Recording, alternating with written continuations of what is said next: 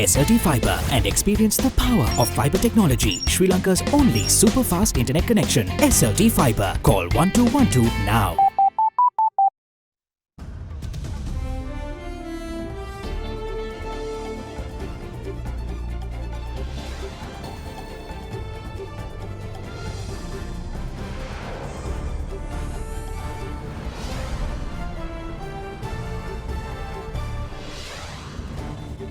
Tonight, it's official. The CID chief tells the PSC that ISIS did not have a hand in Easter attacks. He is also unsatisfied with the action of security units prior to the attack. One twist. AG asked to provide reasons behind seeking an arrest warrant on Arjuna Mahendran. Who is accountable? Britain launches probe over possible human remains in the controversial garbage containers. Retirement of a loyal servant. Nuwan Kulasekara calls time on his international cricket career. All that and much more coming up on First at 9 this Wednesday, the 24th of July 2019. මුහුණ සති කීපයකට කලින් Fair and Lovely men ගෑවට පස්සේ Marx අඩු වෙලා ෆෑනස් වැඩි වෙලා. Marx අඩු කරලා ඔයාගේ ෆෑනස් ස්ටෑන්ඩඩ් එක වැඩි කරගන්න. Fair and Lovely men anti marks cream. From AdaDerana, this is AdaDerana First at 9. Live from Studio 24 in Colombo.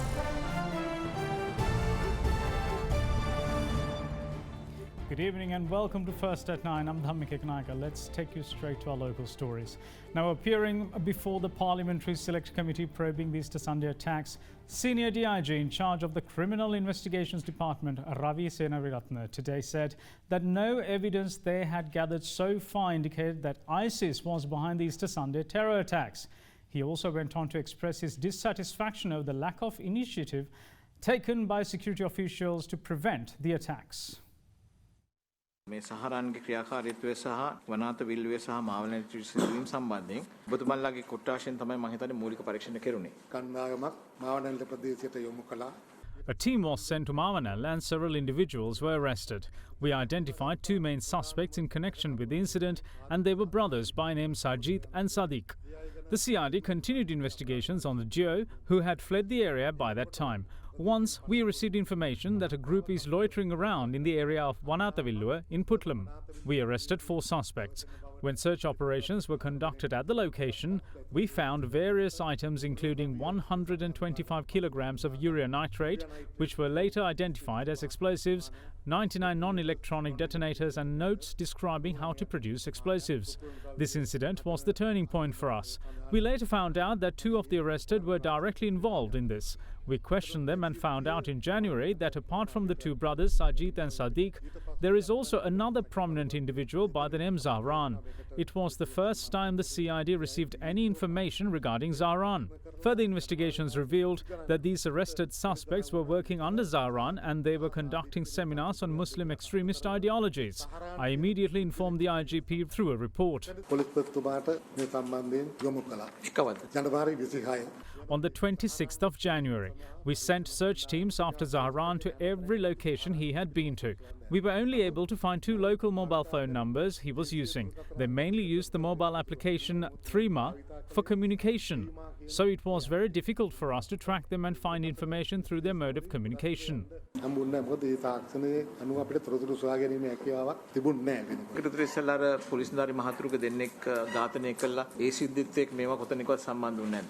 සිදුවීමත් එක්ක මේ සිදුවීමේ සම්බන්ධතාවයක් තිබුණා. හැබැයි ඒක හෙළිදරව් වුණේ අප්‍රේල් 21 සිදුවීම සිදු වුණාට පසුව. දැන් මේ සහරාන් ගැන ජනවාරි 26 සොයන්න පටන් ගත්ත ඒක බුද්ධි සම්මන්ත්‍රණයක් තියෙනවානේ සුමානකට පාරක්ද කොහෙද? ඒ සම්මන්ත්‍රණවලදීම කොහෙදවත් කියවුන්නේ නැද්ද? සහරාන් ළඟ මේ පුහුණුව සම්බන්ධයෙන් මේ තොරතුරු හෙළිදරව් වුණාන් පස්සේ අපි වාර්තාවක් යවුවා පොලිස් මැතිතුමාට. ඊට පසු අපි කිව්වා මේක අපි හිතනකට වැඩි දුර මේ ගෙහින් තියෙනවා කියලා. නමුත් ඒක කොතරම්වත් සාකච්ඡා වුණේ නැහැ. බුද්ධිංශ සමග සම්බන්ධීකරණ තිබුණාද නැද්ද කියලා ඔබතුමා දන්නේ නැහැ. රාජ්‍ය බුද්ධි සේවයත් සමග නිරන්තරයෙන් අපි මේ තොරතුරු හුමාරු කරගත්තා. ඒ වගේම රාජ්‍ය බුද්ධි සේවයට අවස්ථාව ලබා දුන්න අපි ගාව ඉන්න සැකකරුවන් ඇවිල්ලා ප්‍රශ්න කරලා ඒගොල්ලන්ට අවශ්‍ය තොරතුරු ලබා ගන්න. එhmenan රාජ්‍ය බුද්ධි සේවය අප්‍රේල් මාස 9 වෙනිදා වගේ ඒ අයට ලැබුණු තොරතුරු CIDට ලබා දුන්නාද? ඔව් මන්ත්‍රීතුමනි. අප්‍රේල් මාස 9 වෙනිදා හෝ 10 වෙනිදා ආපු ඒගොල්ලන්ගේ බුද්ධිවංශ වාර්තාව ඒකේ තියෙන සැකකරුවන් සම්බන්ධ විස්තරත් එක්ක අපිට ලැබුණා. ඒ වෙනකොටත් එතනින් කීප දෙනෙක් අපේ විමර්ශනයේදී අපි සැකකරුවන් ලෙස අඳුරගෙන හිටපු කට්ටිය. IS එක්ක සම්බන්ධ වෙලා ඒ සම්බන්ධය මත යොමු කළ ප්‍රහාරයක් කියලා කියන්න දැන් ඔබතුමාට සාක්ෂි මොන හරි තියෙනවද ඒ විදියට? ප්‍රහාරයෙන් පස්සේ ඒගොල්ලෝ ඉන්දුනීසියා වෙන තුන්වන පාර්ශ්වයක් කරා IS නායකත්වයට මේ සම්බන්ධයෙන් ප්‍රකාශයක් නිකුත් කරන්න කියලා ඉල්ලීමක් කරලා තිබුණා. ඒ ඇරෙන්න මේක තාම අපරාධ පරීක්ෂණ දෙපාර්තමේන්තුවේ විමර්ශන අනුව අපි සාක්ෂි වලින් මේක IS සම්බන්ධතාවයක් ගැන අපිට සාක්ෂි නැහැ. නමුත් මේ අය IS මතවාදය තමයි ගෙනිච්ච කියන එක විමර්ශන වලින් පැහැදිලි. දෙරෙක් IS ඉන්වෝල්ව්මන්ට් එකක් ගැන අපිට තාම විමර්ශනය කියන්න අපිට අමාරුයි. කට්ටංකුඩිවල බස් මොටර් සයිකලයේ පුපුරම් පිළිබඳ ඔබලට දැනුම් දීමක් කරනවා. ඊට පසුව 21 වෙනිදාට ආසන්නව නැත්නම් 21 වෙනිදා යම් දැනුම් දීමක් කරනු ලැබුවද අලුත් බුද්ධි තොරතුරු. 20 වෙනිදා On the evening of the 20th of April, the Director of State Intelligence Service called me to inform me of a certain piece of information. I immediately informed the IGP regarding the matter because we had to act immediately on it. CID usually engages in investigations. The IGP then advised me to inform the senior DIG in charge of the Western Province, which I did. 21 වෙනිදා උදේ යම් දැනුම් දීමක් කරනවා. 21 වෙනිදා උදේ රාජ්‍ය බුද්ධි සේවයෙන් මට SMS එකක් ගහලා තිබුණා. ඒ වෙලකොට මේ සිද්ධිය ආරංචිලා මම කොච්චිකඩේ දේවස්ථානයේ හිටියේ. එතකොට මේ සිද්ධියම ආරංචිලා මම ඒක දැක්කේ කොච්චිකඩේ දේවස්ථානයේ. SMS එකෙන් කරලා තිබුණේ මොක අනතුරු හැංගීමක්. ඒ රාජ්‍ය සමුද්‍ර හෝටලේ හිටපු ඒ ගෙස්ට් ලිස්ට් එක දිහා බැලලා ඒවා විමර්ශනය කරුවාම යම් මෙහෙම සැකකටයුතු යම් පුද්ගලයෙක් නැත්නම් යම් විශේෂිත පුද්ගලයෙක් එතන හිටපුවාකට තොරතුරු තියෙනවා. මට මේ අවස්ථාවේ ඉගෙන තොරතුරු දෙන්න අපහසුයි. මම පරීක්ෂා කරලා දැනුම් දෙන්නම්. වනාත විල්ලුවේ සිදුවීම සම්බන්ධයෙන් 4 දෙනෙක් අත්අඩංගුවට ගත්තා කියලා. ඒ අය රැඳවුම් නියෝග ලබා ගැනීම සඳහා ඉල්ලීමක් කරලා තිබුණාද? වනාත විල්ලුවේ අත්අඩංගුවට ගත් 4 දෙනාගෙන් 4 දෙනාටම අපි රැඳවුම් නියෝග ගත්තා. ඉන් 2 දෙනෙක්ගේ සම්බන්ධතාවයක් අපිට විවර්තනයේදී හෙළිදරව් වුණේ නැහැ. ඒ අනුව අපි නැවතත් උන්ගේ රඳවා ගැනීම නියෝගය ඉවත් කර කොන්දේසි පනවලා ඒ අපි උදාහරණය තොරතුරක් ආවනේ අප්‍රේල් 8 වෙනිදා පිට රටකින් දුන්න තානාපති කාර්යාලයෙන් දුන්න තොරතුරු අන්කන්ෆර්ම්. ඒක නිසා අපි මේක සමහරු කියනවා අපි ගණන් ගත්තේ නැහැ. අපි මේකට ප්‍රතිචාර දක්වන්නේ නැහැ. ඒක උත්තර දෙන්න. නමුත් බෝම්බේ පිපිරුවානේ. ඒ තොරතුරේ තියෙන කරුණු පිළිබඳ ඒ අංශ ඒ Tamanට පැවරලා තියෙන පියවර ගන්න ඕනේ. බෝම්බයක් පුපුරනවා කියලා තියෙනවා නේද? ඒකට අදාළ පියවර ගන්න ඕනේ. මේක තාවුරු කරනකම් කියලා ඉන්න බෑනේ. නෑ. රාජ්‍ය බුද්ධි අංශයෙන් ඒකේ වටිනාකමක් තියෙන නිසා තමයි අපි වෙත යොමු කරලා තියෙන්නේ. ඒක හුඟක් ඉහළ මට්ටමේ. ඒක මට බුද්ධි තොරතුරක්. ඒ වගේම වහාම ක්‍රියාත්මක වෙල විය යුතුව තිබුණා තොරතුරක් කියලාත් ඔබ පිළිගන්න. ඔබේ මැනීම අනුව ආරක්ෂක අංශ විසින් ගත යුතු පියවර ගත බවක් ඔබට සාහිමිටපත් වෙන්න පුළුවන්. නෑ. උඩ සාහිමිටපත් වෙන්න බෑ. In the meantime, Director of the Criminal Investigation Department Senior Superintendent of Police Shani Abesekre made it evident at the Parliamentary Select Committee that Zahran and his terror group was well organised even before the Easter attacks took place. Director of the CID said that this group even planned to establish terror training camps in the jungle for future terror activities. මූණ හංගගෙනම ඉන්න මිනිහෙක්ම නෙමෙයි. බුද්ධියංශේ මම දකින්න හැටියට ඉහළ තලයේ ඉන්න නිලධාරීන් එහෙම මූණ හංගන් ඉන්න ඕනේ නැහැ. සර් පල්ලෙහා ඉන්න කට්ටිය තමයි ඔපරේටිව්ස්ලා. මම ඒගොල්ලෝ තමයි මතේව තමයි ඔපරේටිව්ස්ලා කියන අය තමයි මූණ හංගන් ඉන්නේ. වවුනතිව් සිද්ධියේ ඒ රාලාමිල දෙන්න මරලා අවුරුදු දෙක ගත්තා. With regard to the murder of 2 police officers in Vaunati for their weapons, the LTT was held responsible by the intelligence units, the army and even the SIS. It was after the Easter Sunday attack that it was revealed that these police officers were killed by this group for their weapons. We found one of the firearms in Lacto Estate, while the other was found at a house in Kathankudi. The same group was responsible in shooting one individual in Mavanella. We arrested 5 persons in connection with this incident. We also found a lot of explosives, including a large number of gelignite. Had those explosives in Lacto Estate been used, more than 25 bomb blasts would have occurred in the country. ලැක්ටෝවත්තේ ඒ තිබ්බ කුපුරන් ද්‍රව්‍ය ප්‍රමාණය පිපුරුවා නම් එහෙම බෝම්බ 25කට වැඩි යන්න තිබ්බා. ලෝකේ යන්න බලාගෙනව මැරිච්ච කට්ටිය නෙමෙයි. සංවිධානාත්මකව සැලසුම් කරලා නියම ත්‍රස්තවාදීන් ක්‍රියා කරන ආකාරයට ක්‍රියාත්මක වෙලා තියෙනවා කියලා ඔය කියන කරුණු අනුව පේන්නේ. ඒක හිතන්න මේ අව탁සේරු කරන්නත් බෑ. ඔය ලැප්ටොප් එක කියන්නේ මොනවද විල්ලුවේ? එහෙමයි. එතකොට ඔබතුමා කිව්වනේ ඒක තියලා මාලිමා යන්ත්‍ර වගේක් හම්බුණා කියලා. එහෙමයි. ඒවාර ගොඩබිම කැලෑවල යනකොට පාවිච්චි කරනවද මූද යනකොට පාවිච්චි කරනවද? ගොඩබිම කැලෑවල යනකොට පාවිච්චි කරනවා. ඇත්තට මේගොල්ලෝගේ අරමුණ තිබ්බේ මෙතන වනසටන් පුහුණුවට කඳවුරක් ඉදි කරන්න තමයි මූලික කටයුතු තමයි සිද්ධ වුනේ. වනසටන් වැනි දේවල් පවා ඔළුවේ තිබිලා තියෙනවා. ඔළුවේ තිබිලා තියෙනවා. අපි පුහුණුවක් කරලා තියෙනවා නුවර එහෙම එතකොට හම්බන්තොට එහෙම පිටින් දකින විදිහට මේ කොළඹ ඇවිල්ලා බෝම්බයක් පුපුරවා ගන්න දැනින් නවතින්න ගියපු ව්‍යාපාරයක් නෙමෙයි. Inspector of Police Tharanga Pathirana, who is attached to the Terrorist Investigation Division, meanwhile said that although they sought legal advice from the Attorney General's Department over Zahran's extremist activities on social media site Facebook, the AG's department never responded. Zahran carried out his campaign through Facebook and he posted videos once a week expressing his views. He always said that he was against democracy as people cannot control other people and that only God has that power. He then says that we have to resort to war because this problem cannot be solved through dialogue. On the 7th of June in 2017, we sent a file to the Attorney General regarding these developments. We first highlighted that National Tawhid Jamaat was acting as an extremist organisation under Zahran's leadership. We sought legal advice on these developments.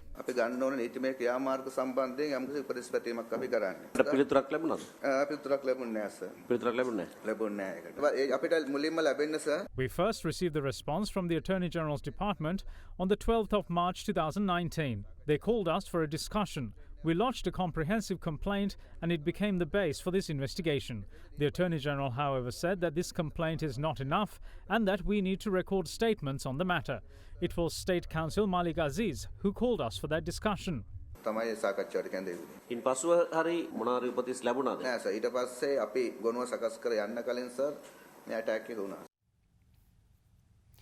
With the Asala festival in Kandy around the corner, the sacred city's security is a cause for concern. With the concern in mind, Prime Minister Ranil Wickremesinghe held a discussion with relevant authorities on the security arrangements ahead of the famed procession. Prime Minister Ranil Wickremesinghe visited the temple of the sacred tooth relic in Kandy and engaged in religious observances this morning. The Premier then joined a discussion centred on the Kandy Asala procession. According to the security plan which is in place for the procession, a comprehensive check-up will be performed before the public being allowed to enter. We are planning to recheck all the shops within the boundaries of the procession's route prior to 2-3 hours of its commencement, so the public will be entering a space which is well checked. We will not exhibit any firearms within the boundaries of the procession's route. We won't even place a bomb disposal unit in the vicinity of the public.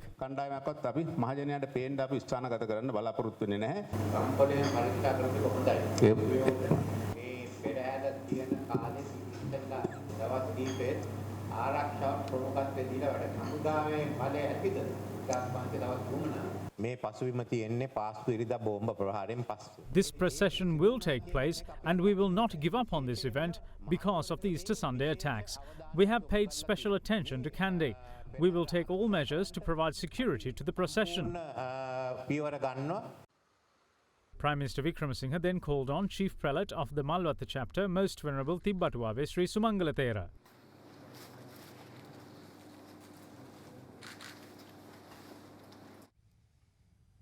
Now moving on to other stories, Speaker Karu Jayasuriya emphasises that the visiting UN Special Rapporteur should not meet High Court judges of the country.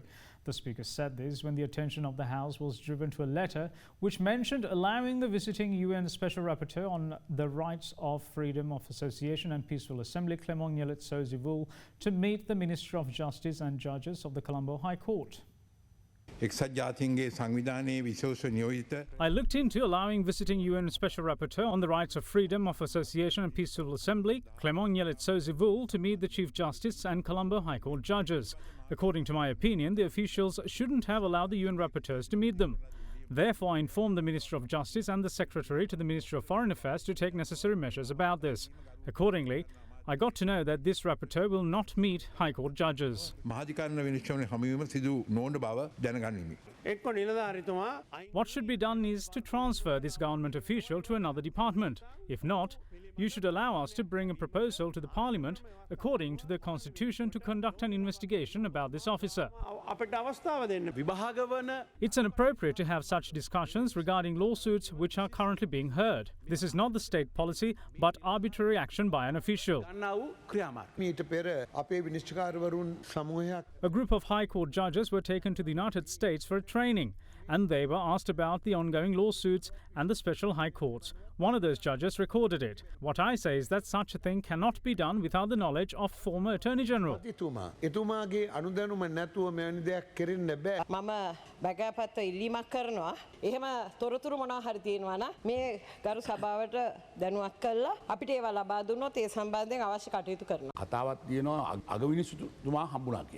මං කියන අගවිනිසුරු හැමවීම චාරිත්‍ර වශයෙන් ඉස්සරහට කරලා තියෙනවා. ඔව් ඒක හරි. කර්සි කෝල්. හොඳයි එන මට අවස්ථාවක් දෙන්න ඉදිරියේදී මේ ගැන අවශ්‍ය පියවර ගන්න.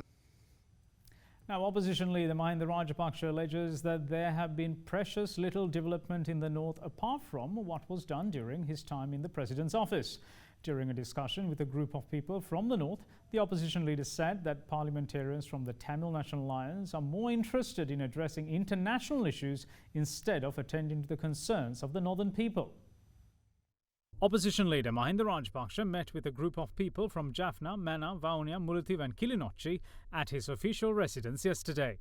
They informed the opposition leader about issues they have been persistently facing over an extensive period of time. The main responsibility we had following the end of the conflict was to provide people with basic infrastructure and remove landmines. What we did was attend to these needs. There has not been any development in these provinces apart from what we did during our tenure. TNA parliamentarians don't talk about these issues and they talk about international issues instead. We are well aware of what TNA parliamentarians do after being elected to parliament on the back of your votes. Meanwhile, members of the Muslim community from Muttur also met the opposition leader yesterday.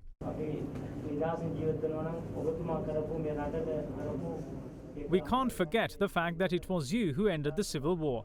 We are indebted to you. Our people did you wrong in 2015 and we are sad about it. Although Rauf Hakim and everyone else are the leaders of the party, they are not Muslim leaders. Our president put an end to the killings of our people. The war ended from that point. I regret and I am ashamed as a Muslim over what Zahran did. Now, the Telegraph today reported that human remains had been found from the containers of exported recycling sent from the United Kingdom to Sri Lanka. The article went on to reveal that the British government has launched an investigation into the matter after Sri Lankan authorities said they would send back the containers because they appeared to contain human remains disguised as recyclable metals. Now, officials at the Port of Colombo had made the discovery while investigating a strong smell emanating from 111 containers which have been arriving at the docks over the past 2 years. Inside the crates, customs officials found the extremely hazardous materials mixed with mattresses, plastics and clinical waste. UK's Department for Environment, Food and Rural Affairs was investigating reports that human organs and body parts were inside the container, but said it was yet to be approached by the Sri Lankan authorities. Now, the Telegraph quoted an official of the Sri Lankan Finance Ministry saying that this was a well-organised racket continued since 2017. The Telegraph also says that it would not be the first time British waste had been implicated in a scandal of illegal exports and disposal methods.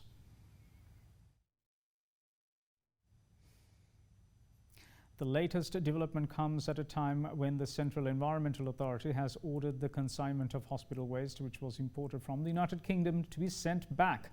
Releasing a statement recently, Director General of the CEA ordered the company responsible for the importation to take measures required with immediate effect. CEA also noted that they are in the process of launching legal action against the importers for violating the provisions of the National Environmental Act. The Central Environmental Authority recently released footage of the hospital waste containers imported from England dumped at the Katunayake Export Processing Zone. The waste was imported by a private company located in Zone 4 of the Katunayake Export Processing Zone under the approval of the Board of Investment of Sri Lanka. The said company has imported waste including used mattresses and carpets and re-exported them during the period of October 2017 to January 2018. So far, 130 containers of 40 feet of waste have been imported to Sri Lanka on 12 occasions, which amounts to about 27,685 metric tons. The Central Environmental Authority also stressed that the waste consignment poses a health and environmental hazard. According to the National Environmental Act No. 47 of 1980, the CEA states that if any such industrial activity is carried out, it should obtain an environmental protection license. CEA highlights that the company has not obtained such approval and therefore legal action are being taken against them according to the provisions of the National Environmental Act. CEA has informed the relevant company to take immediate measures to prevent the release of liquids from the waste materials and being mixed with the environment. The company was strongly advised by the CEA to refrain from activities that pose a threat to the health and environment due to imports of dangerous waste material, which are prohibited by the National Policy on Waste Management. With that being the stance of the Central Environmental Protection Authority, Additional Director General of Sri Lanka Customs, Sunil Jayaratne, had this to say. According to the huge growth in the field of science and technology, heaps of waste are generated. Illegal trafficking or movement of hazardous waste is treated to be an organized crime. It is monitored under the international treaty called Basel Convention. Sri Lanka is a party to that convention. The focal point is Central Environmental Authority. As far as this case is concerned, 241 containers have already been imported under the guise of used mattress by a private party in Colombo through hub operation. Apparent fact is there is a third party who is responsible for this illegal activity. Out of 241 containers, 130 containers have already been cleared for the processing and for the purpose of re-exportation. The rest of the 111 containers are still lying at the Colombo port. According to the prevailing regulations, especially regulations stipulated under the Finance Act number 12 of 2012, cited as the Finance Act Commercial Hub Regulation number 1 of 2003, examination of documents and the cargo is exempted from the customs intervention. This is entirely for the facilitation of legitimate trade in order to facilitate the foreign direct investment with the intention to recover the due foreign exchange. As per the special gazette notification, this operation is exempted from the customs control. Now, former Secretary of Defence Gotabaya Rajapaksa has returned to the island last night after undergoing surgery in Singapore. The former Defence Secretary reached the Bandaranaike International Airport in Katunayake at around 11:45 p.m. That is, he had arrived on board Singapore Airlines flight SQ468 after reportedly undergoing surgery and had remained in Singapore for treatment and recovery.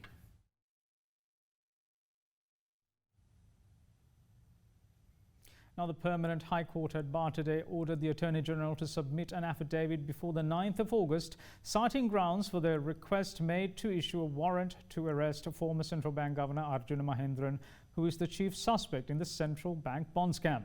The order was delivered by the Special High Court's three-member judge bench consisting of Judges Sampath Abekon, Sampath Wijeratne and Champa Janaki Rajaratne. When the case was taken up recently, the Attorney General's Department requested court to issue a warrant to produce Mahendran before court, as summons cannot be handed over to him.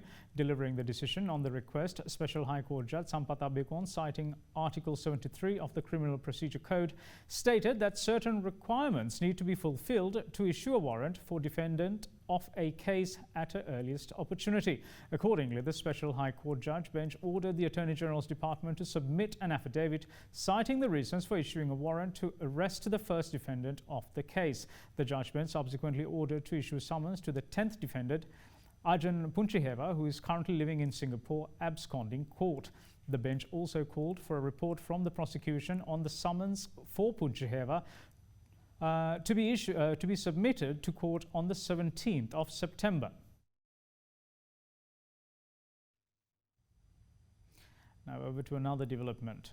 German prosecutors have charged a suspected member of the terrorist group LTTE as an accessory to the murder in 2005 assassination of Sri Lanka's foreign minister. Foreign media say that federal prosecutors filed the indictment against the 40-year-old who was arrested in January and only identified as Namanithan G in line with Germany's privacy rules in a Stuttgart court earlier this month. He is also charged with membership of a foreign terrorist organization. Prosecutors say that the suspect belonged to the LTT intelligence unit from 2002 to 2009 and provided information that was used to carry out the killing of the then Minister Lakshman Kadragamar. They say that the final phase of the conflict, he helped leading figures of the LTT flee Sri Lanka.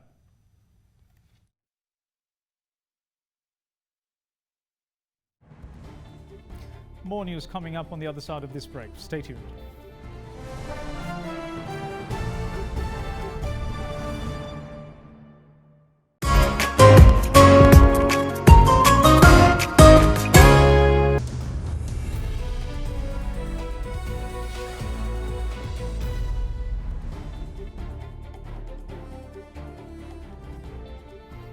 Welcome back. You're watching First at 9.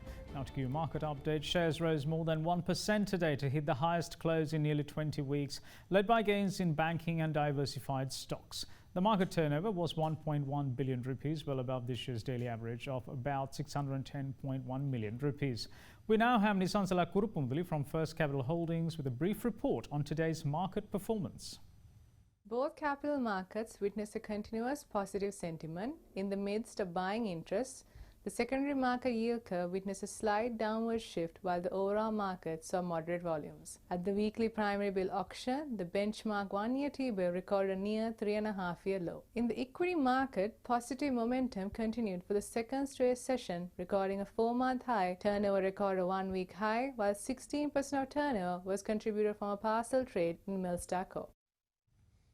And now to give you a currency update, the Sri Lankan rupee ended 0.06% weaker at 176 rupees and 10 to 25 cents against the US dollar, compared with yesterday's close of 176 rupees as importer demand for the greenback outpaced the dollar's selling by banks. Let's now take a look at how the Sri Lankan rupee traded against other major currencies during the day.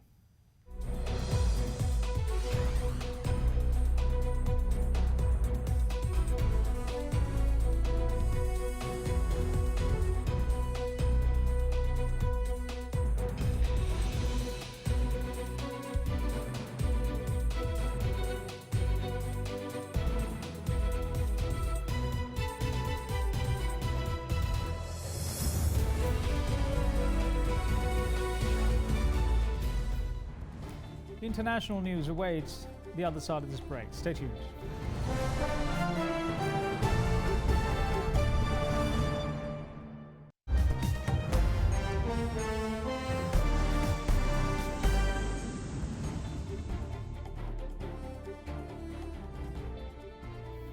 Welcome back. You're watching First at 9. Now, Boris Johnson is now officially the Prime Minister of the United Kingdom.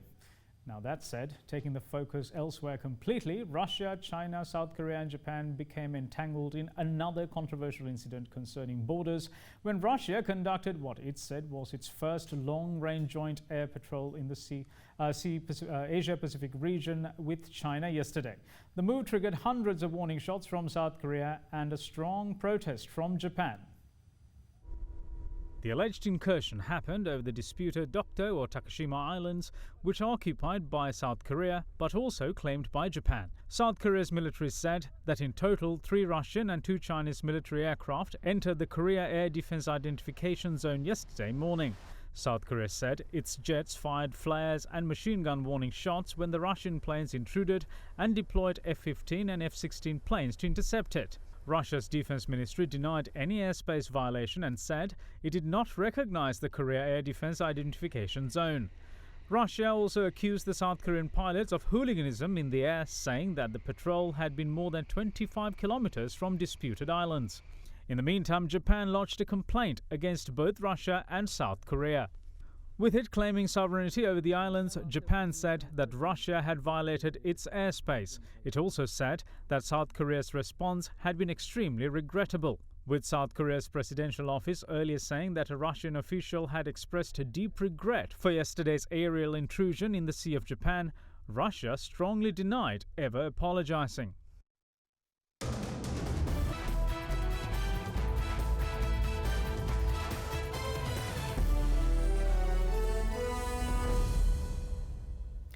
Fast bowler Nuwan Kulasekara today officially announced his retirement from international cricket.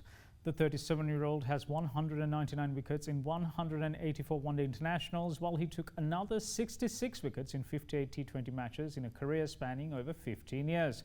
He also played 21 tests for the island nation, taking 48 wickets.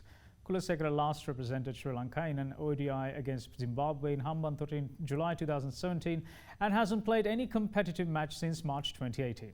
Kulasekara was ranked the #1 bowler in March 2009 ICC rankings, and his career best ODI figures of 5 for 22 came in 2013 against Australia in Brisbane.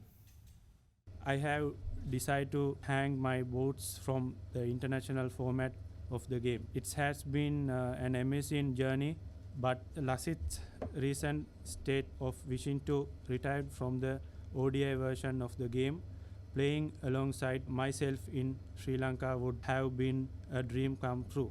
I had the privilege of representing Sri Lanka in every major ICC event during the period 2007 to 2014. I have represented my team and nation with the highest amount of pride and admiration. Nothing was more important than seeing Sri Lanka top of the world cricket.